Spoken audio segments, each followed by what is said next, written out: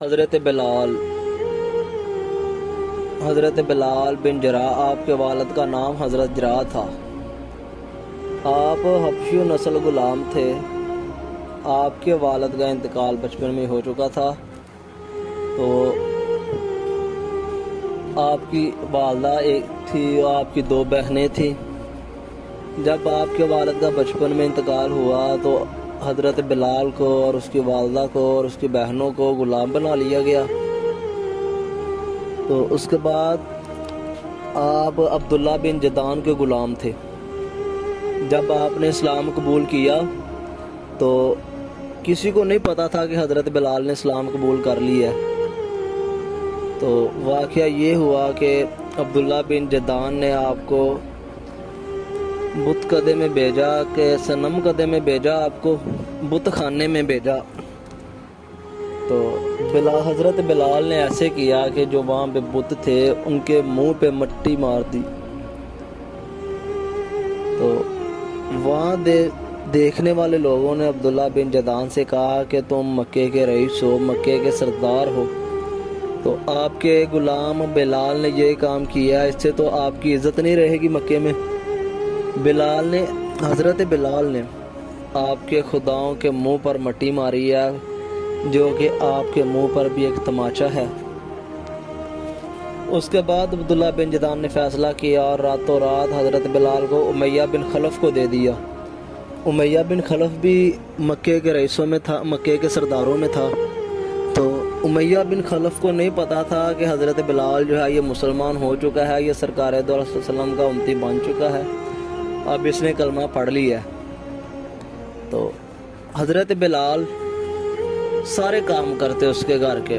उमैया बिन खलफ़ अगर कहता धूप में खड़े रहो तो हज़रत बिलाल धूप में खड़े हो जाते। जो काम कहता उमैया बिन खलफ़, हज़रत बिलाल वो काम करते। उमैया बिन खलफ़ का एक और ग़ुलाम था, अम्मार बिन यासर। जब अम्मार बिन यासर ने इस्लाम कबूल किया तो उमैया बिन खलफ़ को ये पता चला कि अम्मार बिन यासर ने इस्लाम कबूल कर लिया है। तो अम्मार बिन यासर को मक्के के सभी रईसों ने मारा, जिनमें अबू जहल भी था, उतबा भी था, शैबा भी था, वलीद भी था, अबू सफ़ियान भी था, अबू लहब भी था और उमैया बिन खलफ़ भी था। जब उमैया बिन खलफ़ अम्मार बिन यासर को मार मार कर थक चुके थे तो उसके बाद उसने हज़रत बिलाल से कहा कि अब अम्मार बिन यासर को तुम मारो, इसने इस्लाम कबूल किया है। तो हज़रत बिलाल ने तो खुद इस्लाम कबूल कर लिया था। तो हज़रत बिलाल अम्मार बिन यासर के पास गए। तो अम्मार बिन यासर को ये पता था कि हज़रत बिलाल ने इस्लाम कबूल किया है, जबकि उमैया बिन खलफ़ को ये पता नहीं था। उमैया बिन खलफ़ ने हज़रत बिलाल के हाथ में कोड़ा दिया कि तुम अम्मार बिन यासर को मारो। इस पर अम्मार बिन यासर ने भी कहा कि बिलाल तुम मुझे मारो, आपका इस्लाम ज़ाहिर ना हो, मेरा तो इस्लाम ज़ाहिर हो गया। अगर आपका भी इस्लाम ज़ाहिर हो गया तो आपको भी मक्के के रईस जो हैं, मक्के के जो सरदार हैं, ये आपको भी तकलीफ़ पहुंचाएंगे। तो इसलिए लिहाजा तुम ऐसे करो, कोई 2-4 कोड़े मुझे मार लो। तो जब ये गुफ्तगू में 2-4 मिनट गुजरे तो उमैया बिन खलफ़ गुस्से में आया और चिल्लाने लगा कि बिलाल तुम इसे मारते क्यों नहीं। तो हज़रत बिलाल पर एक अजीब सी कैफियत थी उस वक़्त। हज़रत बिलाल ने अम्मार बिन यासर से कहा कि यार आज के बाद तो अकेला नहीं मार खाएगा, जब तुझे मार पड़ेगी तो आज तेरे साथ है हज़रत बिलाल भी आज के बाद मार खाएगा। तो मक्के के सारे रईस वहाँ पे खड़े थे। हज़रत बिलाल ने ऐलान बगावत करने लगा। हज़रत बिलाल ने अपने हाथ में कोड़ा पकड़ा है और चारों तरफ घुमाने लगा। मक्के के सभी रईस देख रहे हैं, जिनमें अबू जहल भी था, उतबा भी था, शैबा भी था, वलीद भी था, अबू सफ़ियान भी था, अबू लहब भी था। तो ये सभी खड़े हैं। मक्के के सरदार हज़रत बिलाल ने ऐलान किया है और आपने कलमा शहादत पढ़ा है, अशहदु अल्ला इलाहा इल्लल्लाह वहदहु ला शरीका लहु व अशहदु अन्ना मुहम्मदन अब्दुहु व रसूलुहु। तो जब आपने ये कलमा पढ़ा है तो उमैया बिन खलफ़ को बहुत गुस्सा आया कि ये बिलाल ने क्या काम किया है। तो जिस पर उमैया बिन खलफ़ ने हज़रत बिलाल को सज़ाएं देनी शुरू कर दी। हज़रत बिलाल के जिस्म पर गर्म लोहा रख देता था, जिसकी वजह से हज़रत बिलाल का जिस्म छलनी हो जाता था। उसके बाद हज़रत बिलाल को तपती हुई रेत पे लिटा दिया जाता था। आपके जिस्म पर फिर लोहा रख दिया जाता था, क्योंकि जब धूप की वजह से लोहा गर्म होता तो हज़रत बिलाल के जिस्म पर वो लगता तो हज़रत बिलाल को ये तकलीफ़ होती। और उसके बाद उमैया बिन खलफ जो था, जो मक्के के आवारा और बदमाश लोग थे जिन्होंने इस्लाम कबूल नहीं किया हुआ था, हज़रत बिलाल के गले में रस्सी डालता और उन आवारा और अयाश लड़कों के हाथ में पकड़ा देता।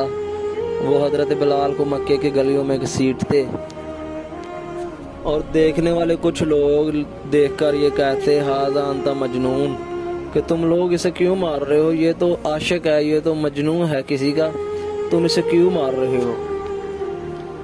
और ये बात पहुँचते पहुँचते जाकर हज़रत मोहम्मद मुस्तफ़ा सल्लल्लाहु अलैहि वसल्लम तक पहुँची।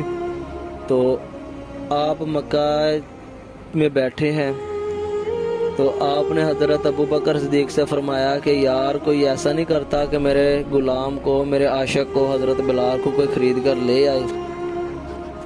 तो इस पर हज़रत अबू बकर सिद्दीक़ निकले कि यह सरकार दो अलैहि वसल्लम की खिदमत करने का सबसे सुनहरी मौका है मेरे पास। तो आप सल्लल्लाहु अलैहि वसल्लम ने फरमाया कि जब यार कोई हज़रत बिलाल को ख़रीदने जाए तो मुझसे भी कोई हिस्सा ले ले, मेरे भी थोड़े पैसे डाल लेना उसमें। तो इस पर हज़रत अबू बकर सिद्दीक़ ने अपना एक ग़ुलाम भेजा कासद के तौर पर कि जाओ उमैया बिन खलफ से पूछो, अगर वो हज़रत बिलाल को बेचता है तो हम हज़रत बिलाल को आज ख़रीदेंगे। जब वो ग़ुलाम वापस आया तो उसने बताया कि नहीं हुजूर, उमैया बिन खलफ जो है वो हज़रत बिलाल को बेचना नहीं चाहते थे, जिस की वजह से हज़रत अबू बकर सिद्दीक़ खुद गए और उसे उमैया बिन खलफ को जाके कहा कि यार अगर क्यों मारते हो तुम बिलाल को इतना, तो ऐसा करो आप बिलाल को ना मुझे बेच दो। तो उस पर उमैया बिन खलफ ने कहा कि आपके पास जो अरबी और नस्ल 2 ग़ुलाम है वो लूँगा। और उस वक़्त ज़माने की जो सबसे महंगी रकम थी उमैया बिन खलफ ने वो ली। तो जो भी था हज़रत बिलाल का सौदा तय पा गया। हज़रत अबू बकर सिद्दीक़ ने हज़रत बिलाल को ख़रीद लिया। ख़रीदने के बाद उमैया बिन खलफ कहने लगा कि ए अबू बकर, मैं तो तुझे समझता था कि तू मक्के के सरदारों में से सबसे ज़हीन सरदार, और तुम ये कैसा सौदा लेके जा रहे हो कि एक हबशी नस्ल मेरे से ग़ुलाम लेके जा रहे हो, अपने 2 अरबी नस्ल ग़ुलाम भी मुझे दे रहे हो और भी मालो ज़र दे रहे हो। तो इस पर हज़रत अबू बकर सिद्दीक़ ने कहा कि अगर आज तुम मुझसे रोम की बादशाही भी मांगते तो मैं हज़रत बिलाल को ख़रीदने के लिए तुझे रोम की बादशाही भी दे देता। दोस्तों, तब इस्लाम पर चलना बहुत मुश्किल था। आज तो इस्लाम पर चलना बहुत आसान हो गया है, लेकिन हम हैं कि इस्लाम की राह में आते ही नहीं। हम नमाज नहीं पढ़ते, हम रोज़े नहीं रखते, ज़कात नहीं देते, और जो लोग साहबे इस्तात हैं वो हज ही नहीं करते। खुदारा ऐसे कामों से बचो और सरकार दो अलैहि वसल्लम ने जो रास्ता हमें बताया है उस रास्ते पर चलो और अरकान इस्लाम को पूरा करो और 5 वक़्त की नमाज़ पढ़ो। इंशाअल्लाह इससे आपको बहुत फ़ायदा होगा।